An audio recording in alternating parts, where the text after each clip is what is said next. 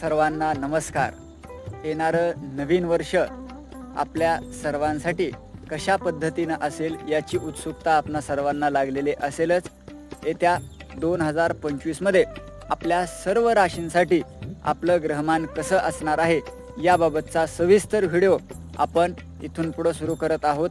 त्यामुळं आपल्या राशीला हे वर्ष कशा पद्धतीनं जाईल, कुठल्या गोष्टी आपण टाळाव्यात, तसंच आपल्याला कोणत्या क्षेत्रामधून लाभ आहेत, कोणत्या क्षेत्रामधून हानी आहेत, या सर्व संबंधित खोल विश्लेषणासहित माहिती आपण या पुढील काही व्हिडिओच्या माध्यमातून जाणून घेणार आहोत.